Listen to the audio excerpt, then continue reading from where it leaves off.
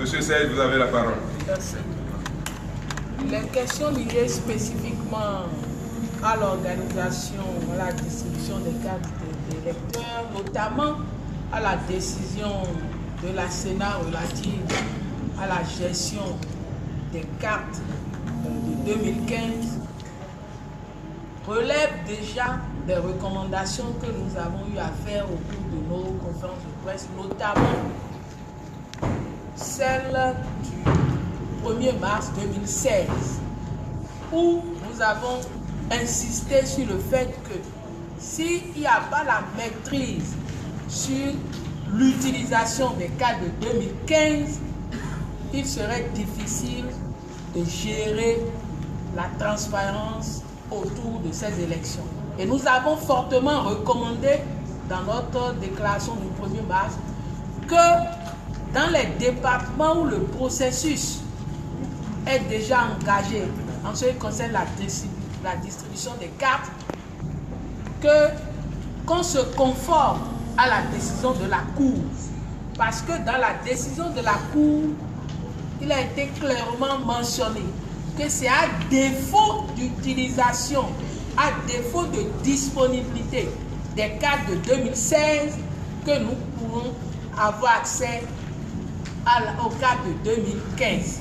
Et donc nous avons recommandé à la Sénat de faire en sorte que les départements où les cartes ont été régulièrement distribuées, qu'on n'introduise pas les cartes de 2015. Ce qui est le communiqué que la Sénat a eu à faire.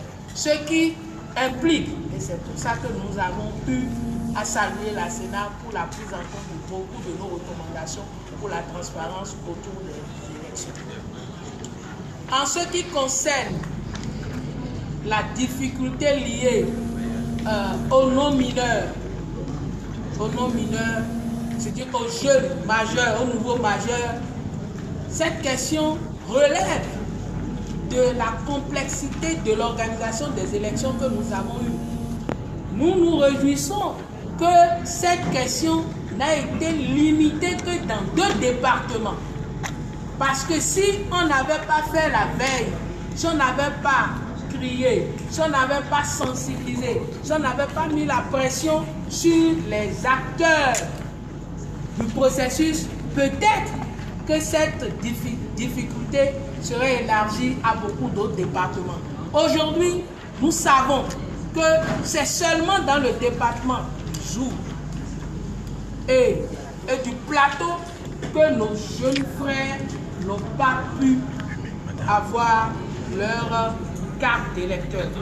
Nous pensons que si le processus continuait et que la production évoluait et qu'on pourrait même avoir un autre tour de scrutin, peut-être que le processus va avancer et qu'à cette élection, à ce tour d'élection, les 2 départements qui n'ont pas eu les cartes puissent les avoir et permettre aux jeunes majeurs de voter.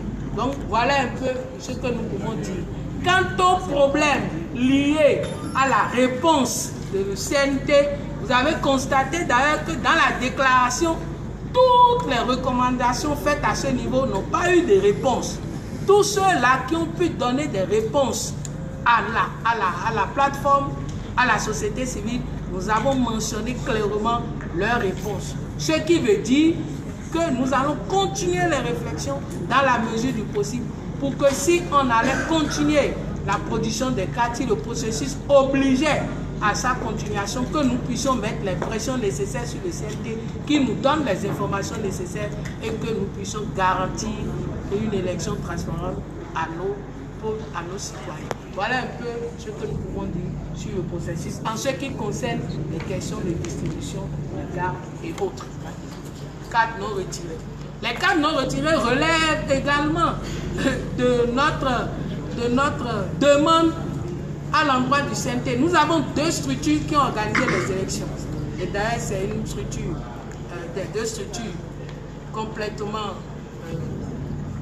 je dirais, en tout cas, des recommandations de la recommandation de notre chambre de réponse pourrait, dans les jours qui viennent, nous situer. Parce que si il y avait une coordination dedans, on pourrait voir mieux. Aujourd'hui, toutes les réclamations qui sont allées vers le CNT sont restées plus ou moins sans suite. Et nous sommes bien, c'est un peu la sécurisation des cartes d'électeurs. C'est pour ça que notre déclaration invite les acteurs à plus de responsabilité dans le cadre du processus. Ceux qui ont encore des cartes d'électeurs envers eux, qui les sécurisent. De toutes les façons, si vous détenez les cartes, vous êtes en infraction si vous n'avez pas le mandat et vous pouvez répondre devant les juridictions. Merci beaucoup, M. Serge Prince Abodjan. Le micro pour le président de la salle de situation électorale, le général Mathieu Bonnet, pour son mot et son mot de clôture de cette troisième conférence vendredi de la plateforme électorale qui annonce l'installation de la salle de situation pour demain. Général, vous avez la parole. Merci beaucoup, mesdames et messieurs les journalistes. Je pense, à la lumière de l'intervention de M. Prince Abodjan, le coordonnateur, vous avez eu la réponse qui vous satisfait. Dans tous les cas, je vais compléter un peu en disant que nous sommes limités par une date. Il faut que le 6 avril, nous ayons un président de la République élu. Nous sommes conscients des difficultés liées aux cartes d'électeurs, à ceux qui ne les ont pas retirés.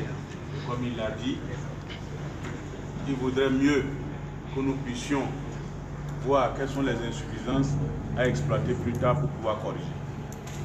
Voilà notre vision.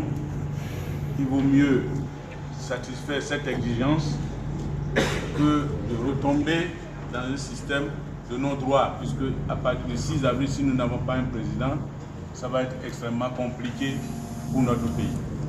Je vous remercie pour avoir assisté à cette conférence de presse.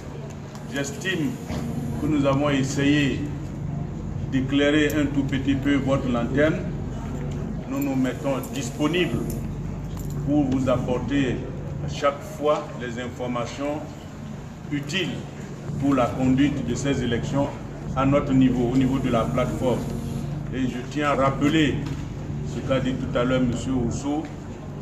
Nous aurons un porte-parole et c'est lui qui va parler au nom de la plateforme.